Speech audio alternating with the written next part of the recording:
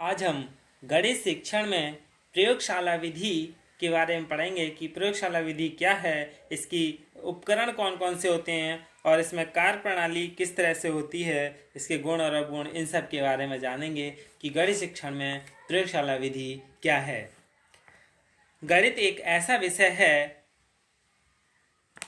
जो केवल पढ़कर ही नहीं सीखा जा सकता। गणित के अध्ययन को सुधारने एवं अर्थपूर्ण बनाने के लिए प्रयोगशाला विधि लाभप्रद मानी गई है। गणित एक ऐसा विषय है जो केवल पढ़कर ही नहीं सीखा जाता बल्कि करने से सीखा जाता है। क्रियात्मक रूप में गणित का ज्ञान देने के लिए यह महत्वपूर्ण है। यह विधि शिक्षा की प्रसिद्ध उक्ति स्थूल से सूक्ष्म की ओर आधारित है। इस विधि में छात्र स्वयं गणित की प्रयोगशाला में उपलब्ध यंत्रों, उपकरणों तथा अन्य सामग्री की सहायता से गणित के तथ्यों, नियमों, सिद्धांतों, संबंधों आदि की सत्यता की जांच करते हैं और उनका उपयोग व्यावहारिक समस्याओं के हल ज्ञात करने में करते हैं। यह विधि विद्यार्थियों को स्वयं अपने हाथों से काम करने की प्रेरणा देती है तथा उनमें गणित के प्रति रुचि जागृत करती है। इस विधि में ज्ञात से अज्ञात तथा करो और सीखो का सिद्धांत काम लाया जाता है। इसमें प्रयोगशाला विधि के हम उपकरण के बारे में पढ़ेंगे कि प्रयोगशाला विधि में कौन कौन से उपकरण होते हैं। इस विधि को ठीक प्रकार से प्रयोग में लाने के लिए अच्छे प्रकार से व्यवस्थित प्रयोगशाला का होना अति आवश्यक है। गणित की प्रयोगशाला में ज्यामिति के उपकरण गोला, घन, वर्ग, त्रिभुज, चतुर्भुज आदि के मॉडल, तराजू, कैंची, थर्मामीटर, लीवर गोलियां, ग्राफ पेपर, गणना करने वाली मशीन, माप तोल के विभिन्न साधन, आयकर आदि के चार्ट, बैंक के ब्याज के नियम, जनसंख्या से संबंधित तथ्यों संबंधी सभी प्रकार के चार्टों को सम्मिलित किया जाना चाहिए, जिससे कि बच्चों को गणित के प्रयोगशाला का प्रयोग अच्छे से कर सकें। प्रयोगशाला विधि की कार्य प्रणाली के बारे में पढ़ेंगे कि इसकी क्या कार्य प्रणाली है, यानी वर्किंग ऑफ लेबोरेटरी मेथड।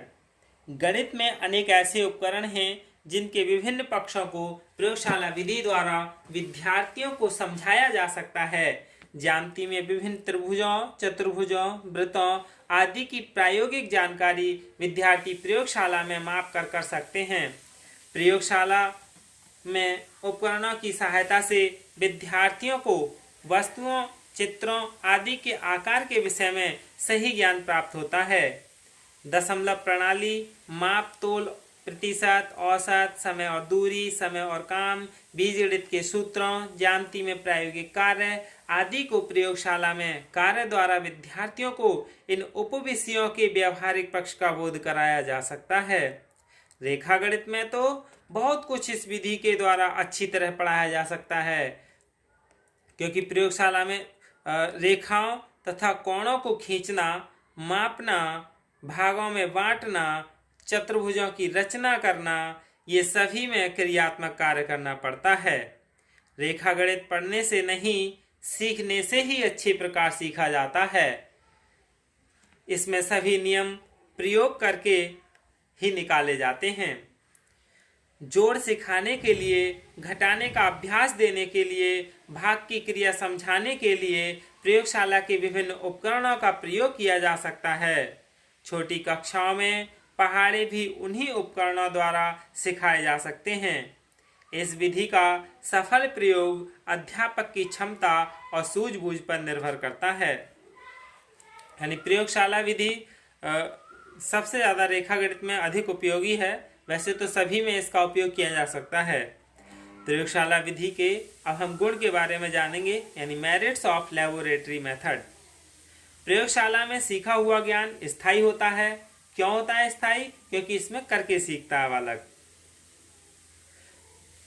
इस विधि से जो ज्ञान प्राप्त होता है वह सक्रिय रहना या स्थूल तथ्यों पर आधारित होता है, यानी वास्तविक तथ्यों पर आधारित होता है। इस विधि द्वारा छात्रों को प्रयोग करने की भावना को प्रोत्साहन मिलता है। इससे गणित के सिद्धांतों, संकल्पनाओं, संबंधों, विधियों आदि का स्पष्ट ज्ञान प्राप्त करना संभव है। प्रयोगशाला विधि में विद्यार्थी निरीक्षण एवं तर्क करने की क्षमता का विकास होता है।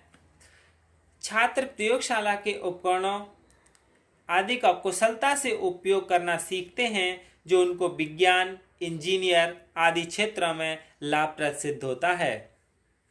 मनोवैज्ञानिक दृष्टिकोणों से यह विधि अत्यंत उपयोगी है, क्योंकि इसमें रटने पर बल नहीं दिया जाता है, इसमें करके सीखा जाता है।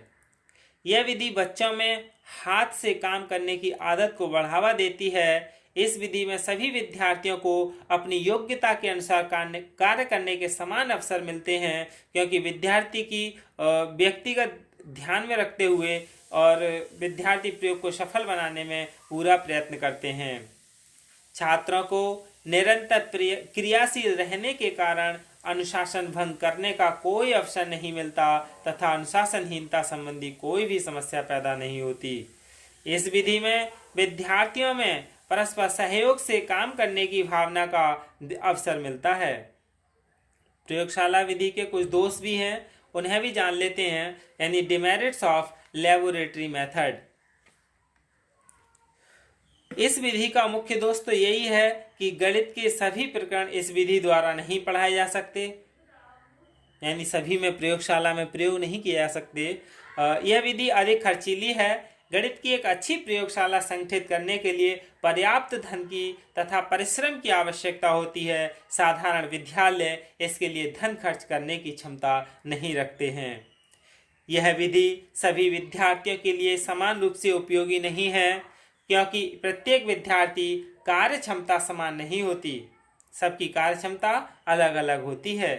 यह एक बहुत ही धीमी विधि है तथा निर्धारित पाठ्यक्रम को इसकी सहायता से समय पर पूरा नहीं किया जा सकता, क्योंकि ये विश्लेषण विधि पर आधारित है।